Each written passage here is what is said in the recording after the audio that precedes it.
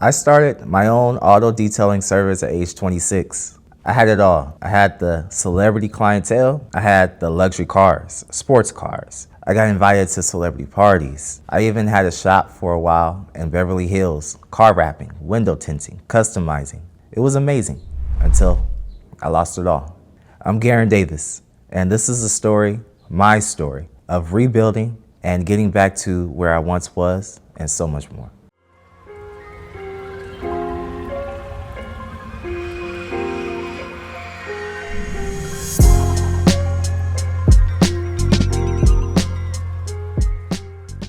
I am from Los Angeles, California, and as a kid, I've always been a car enthusiast. I remember growing up, I used to watch my uncle detail cars, wash cars, and he would bring some of the most iconic cars to the neighborhood to clean them. Porsches, old school Cadillacs, and I just thought that it was so cool. And the cars were just like so cool.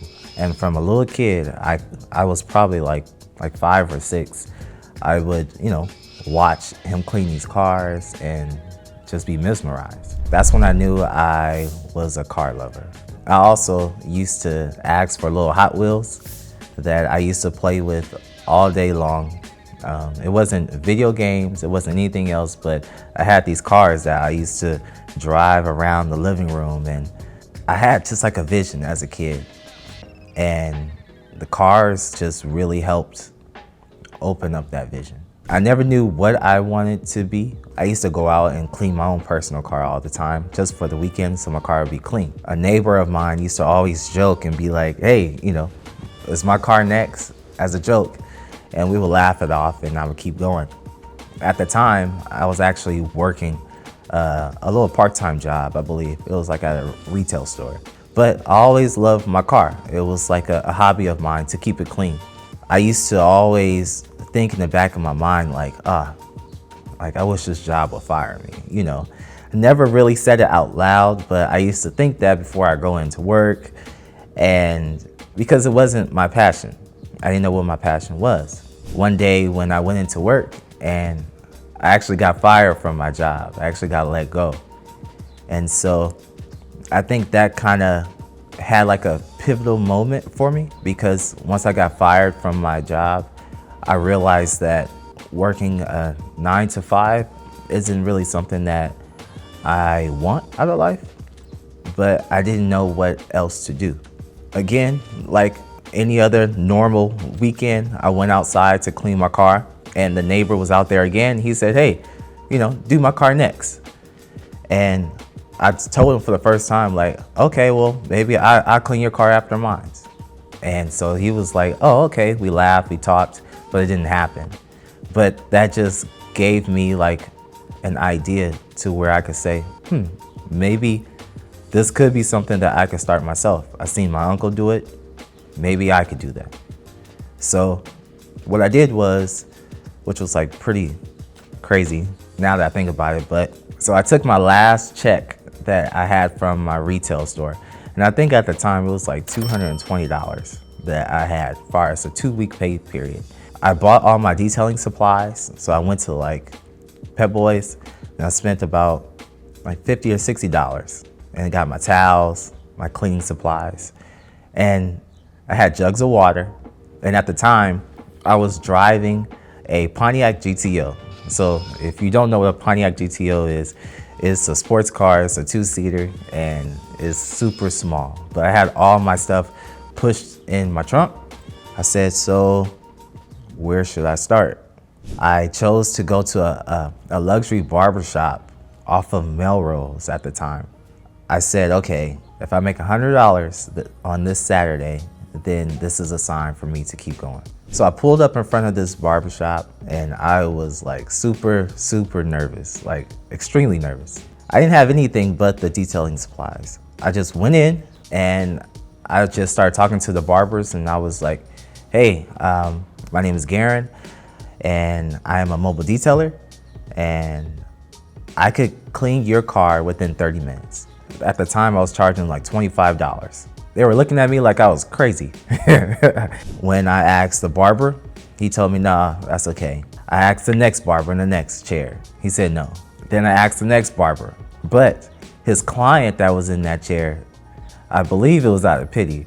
He said, here, clean my car. And I said, okay, thank you. He told me where it was, and I said, I have your car cleaned before you get out this chair. And it was during summertime, extremely hot. Went outside, I had my bucket, I had jugs of water, and I had spray bottles, I had spray wax, I had my fresh towels, and I cleaned the hell out that car. I got done within about like 20 or 30 minutes.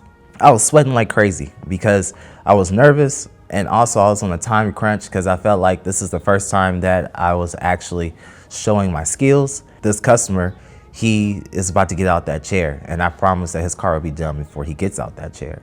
I bust my ass. I brought the keys back to him, and right before he was actually getting out the seat, I gave him his keys and I told him, hey, your car is done. And he was actually impressed. He didn't think that I was gonna get done in time. And then once I did that, and the service that he felt like he had, which is the convenience, of getting your hair cut and getting your car clean at the same time. And then the barber that was actually cutting his hair said, hey, well, take my keys, do my car. So before you know it, I knocked out like 5 cars that day, and I made $120 that day. And that just solidified the fact that I could become an automotive detailer, and it really changed my whole mindset on putting out there what you want to do, working really hard, and believing in yourself. To that barbershop, thank you. All right, so fast forward, it's been, I would say, like 2 or 3 years of me actually pushing, grinding, reaching out to clients, and staying the course of the type of clientele that I always wanted to have. Now I have celebrity clients. I'm working in places like Beverly Hills, Westwood, Calabasas, all these different places. And one day I get a DM from this girl, and she's like, hey, your cars look pretty clean. Would you come to our house and clean our Mercedes? I get there, it's a house in Hollywood Hills, and I see it's a black Mercedes Maybach. So I'm like, okay, cool. It's a nice car. I get there, and the girl, she opens up the gate, and she's like, oh, okay, this is the car, blah, blah, blah. I'm like, all right, cool. I clean the car, and then she's like, oh, it looks super clean. Sean is gonna love it. And I'm like, oh, okay, awesome, thanks. I'm thinking, I don't know who Sean is. And so I leave, she pays me, and that's that. Then I get a message from her for the following week. Like, hey, can you come back out and clean the car again? Sure. Once I get there, she's cleaning, she's ordering food while I'm cleaning the car. She's like, hey, I'm about to get Sean some food. Would you like some food? I'm like, no, that's okay. And in my head, I'm like, why does she keep mentioning this guy named Sean? Like, I don't know who this guy is. I'm thinking it's like her boyfriend. I clean the car, leave. She hits me back up again. So now this is the 3rd week that she responds and hits me back up.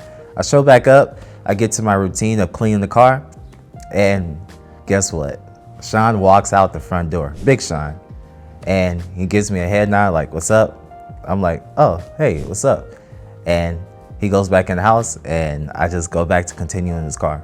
And I just realized, like, oh man, because of my Instagram page, I actually was able to get in contact with a celebrity. I never even thought that would even happen. Fast forward, I built a relationship with him, cleaning cars, and really that was the opening door to how I started to meet so many other celebrities.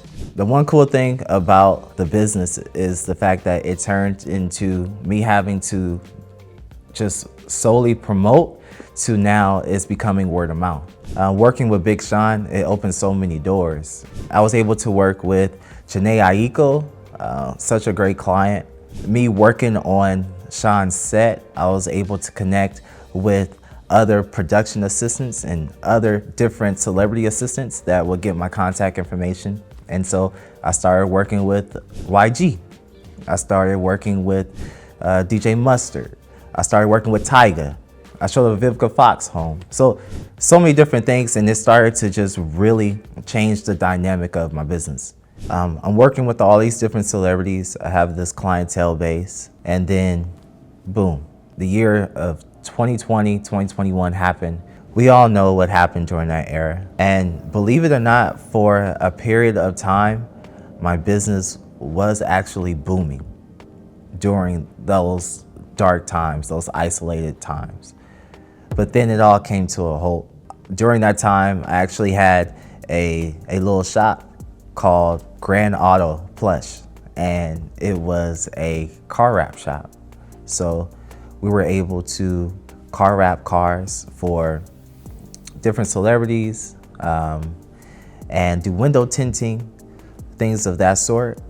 And because of the 2020 period and the dynamic of how life was, and we didn't know where the direction of things were going, we had to close down the space that I had in Beverly Hills. And also during that time, I was losing my drive. One thing I learned is when you're asking for something, it's good to be very specific, because sometimes you could get what you're asking for, but that may not be what you truly want.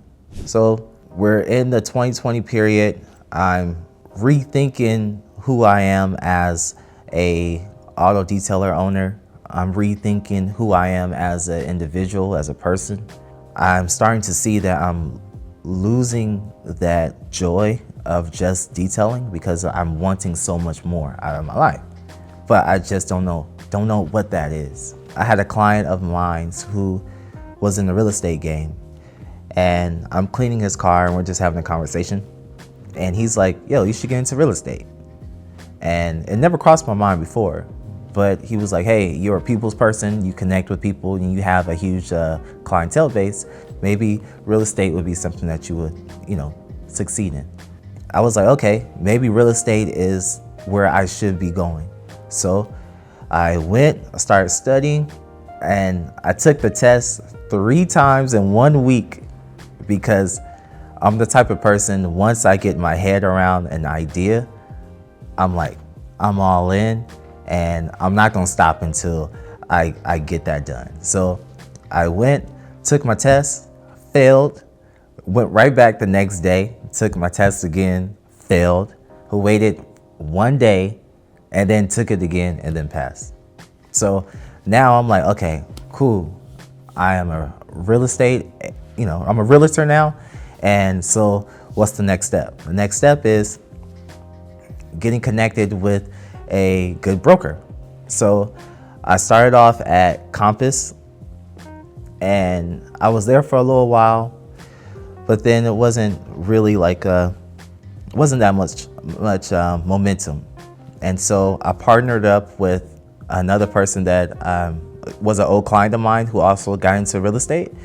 And I signed at Douglas Elliman, Beverly Hills office. Things just didn't go as planned at all. It was a bad time far as the partnership and the deal and the contracts. And one thing I learned was when you're working with money, you need to make sure that all the contracts are very clear, so there is no funny business once the check starts to roll in. And after that, I was thinking, what's next? Because I don't like this feeling of being stagnant. And so I just started thinking about, who am I? What am I good at? And I started to think I like people. I like business. I like people who are ambitious in business. So the next step was, how do I fit in that space? Maybe I could create a show that shows how people hustle, how they grind within their business, within their segment, within whatever it is that they feel is right for them. How do they push through, make a living, create a foundation, and be happy at the same time within a space of entrepreneurship? Me, as a person who always was seeking entrepreneurship, I had so many failures. I had so many things that collapsed, and I thought that was going to be my winning ticket at that moment, and it wasn't. And that could be very hardening. It could definitely kill your morale. But when you don't sit in that space and you try to figure out, okay, where did I go wrong? How could I learn from this mistake? That's when you really start to grow and you start to think of new ideas that's possibly even better than the first one. So now, after going through everything that I went through and learning and experiencing the different dynamics of business, now I am on my next journey. And I'm building a platform where all entrepreneurs could actually go on and express their journey, their story, how they're able to cope with the downfalls and how they're able to keep going and to see themselves start to actually level back up. All these different dynamics is so important when it comes to not only business, but entrepreneurship and truly life. And I started this because this is something that I'm currently going through myself. The new show will be called The New Hustle TV.